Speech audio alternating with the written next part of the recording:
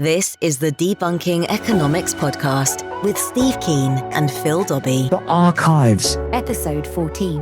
What Scrooge could have learnt from Keynesian economics.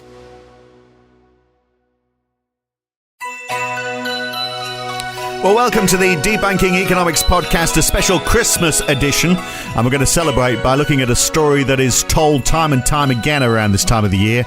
A story that, for me, really sums up Christmas. Dickens' story, A Christmas Carol. Now, of course, it's about Scrooge, a miserly creature who saved every penny, thought the poor belonged in warehouses, and Christmas was a bah humbug. But he seemed to live a pretty poor existence himself. I mean, today the wealthy buy expensive yachts and multiple holiday homes. Aren't today's wealthy better for the economy? At least they keep the money moving. And what of the liberated Scrooge? Well, Professor Steve Keen is with me, far from a Scrooge character himself. Well, he doesn't have the money for a start. He's a professor, for goodness sake. There's no such thing as a rich professor.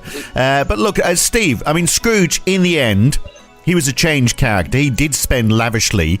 But would that have fixed the inequality of Victorian England if he just kept spending? Well, how should the story really end? Well, Ebenezer, was somebody who was a famous miser who turned into a famous spendthrift after the conversion of the Christmas Carol effect and seeing the the ghost of Christmas future.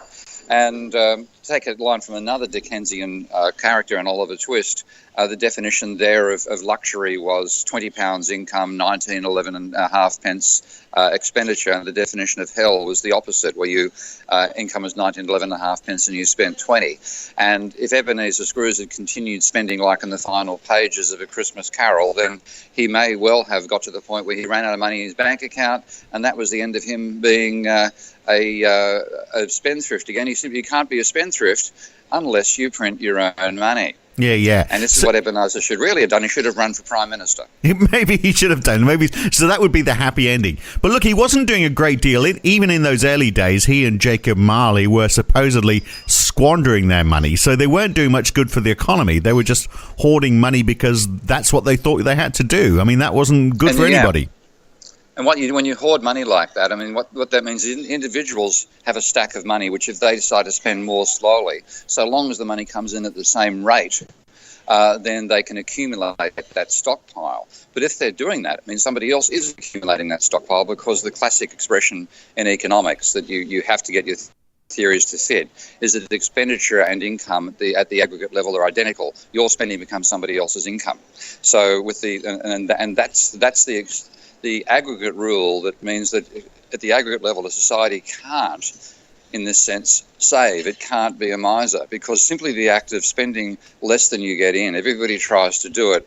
What happens is we can't do it at the aggregate level. Somebody else's income has to fall. And the act of trying to save at that level, because of the identity of expenditure and income, the fact that one person's expenditure becomes somebody else's income falls.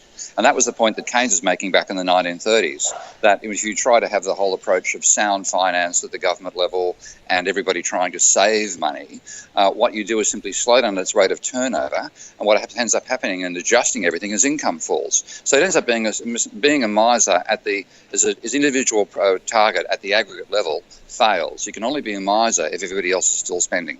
Now, I'm fairly certain that when he was building his business, he wasn't borrowing. He was, doing it the old-fashioned way of he wouldn't spend any money that he didn't have himself, and in fact, he wouldn't spend very much of that either. Scrooge could have been even more successful, I suspect, if he had borrowed to grow. Except that you can borrow to grow so long as you then generate more turnover than you need to service your debt. And that's feasible when you have a low level of debt. The trouble is when you get to the stage that the entire society is at right now, that no longer works. Right. And there's a little analysis which people talk about the marginal. I hate the concept of marginal productivity because it leads to all the nonsense of economic theory about marginal this and marginal that determining the state of an aggregate economy. But there's a little expression people have of the marginal efficiency of debt, and saying that if you go back to the 1950s, for every dollar borrowed, there was, say, $1.2 or $1.5 of GDP, and now it's down to the stage where it's actually almost a negative relationship. And that's because we've got so much additional debt that the servicing costs are so great, people's spending rates has fallen, the turnover of money that's generated by those loans in the first place has dropped so significantly that we now have a negative effect. More debt means actually potentially means a fall in GDP, not a rise. So we also had a huge inequality as well in Victorian England. We've got huge inequality as well today, although, I suspect it was much worse in those days. And in fact, that was a big part of actually why Dickens wrote this story. He was trying to show the difference between the rich and poor in Victorian England, and particularly, you may remember early on in the story, you have the men collecting for the poor kids, for the street kids, the uneducated street kids, and there's Dickens saying, "Well, are there no workhouses for them?" Why, if we've got this inequality today, because basically the rich are able to borrow more, they're able to leverage against what they currently own. None of that existed. I mean, it was a much more humble living. Why that difference? I guess it had to do with there wasn't enough money being spent in the right areas. No, that actually comes back to another very important issue that economic theory does almost bugger all about, and I'm trying to change that myself right now. They ignore the role of energy. And fundamentally, when you look at what's actually happened over time, we're going from, say, Dickens's times and pre-Dickens, going back to the invention of the steam engine and so on, we've been gradually learning how to use more energy per head. And if you look at the amount of energy per head that was around for even the wealthy back in Dickens's time, the amount of energy they needed to expend to get from one side of London to the other, compared to the energy they could afford to buy, was astronomical. You're a wealthy person if you could afford to cover England, London in one day, because you had to have servants to be tending the animals that towed the cart that you owned, etc., to get from one side to another.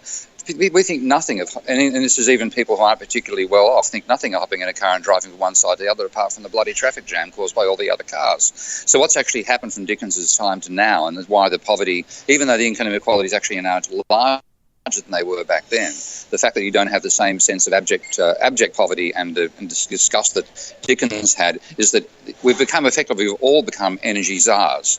We're all using far more energy per head than was used back in Dickens's time, and therefore even the poorest have a luxury level of energy that is actually used to provide their standard of living today. So it's ironic in that sense. We have a higher level of inequality caused largely by the financial system, but in terms of the actual bottom level in society, that's been raised up because we've gone from the days where high technology was a steam engine, trundling from London to Edinburgh. Now high technology, not in London, not the England, is a high-speed train that can do the same journey in less than an hour and carry 10, 20 times as many passengers. So we are energy gods. That's what we're exploiting. We're not aware of it. So how different would it have been in Dickens's time if people like Scrooge, for example, had just turned over their money faster? What impact would that have had? Because certainly, and that wasn't even it wouldn't have even been in Victorian England. I'm thinking actually of my great grandparents, in the north of England, in Liverpool, where the whole idea was, if you've got money, hang on to it, stick it under the mattress if need be, don't spend it. Yeah. Yeah, that's actually something which comes out of living close to the poverty line. That is an automatic response. But what that means, of course, is because you spend less rapidly, you generate less income from your expenditure. And in this sense, money is the classic hot potato, because what you spend ends up in somebody else's hands. And if you try to hang on to what you've got, then a number of times that turns over drops. So people spend more rapidly, you actually have more income. That was what Keynes tried to teach back in the 1930s, and economics still hasn't learnt that lesson because they don't think about the economy as a monetary system.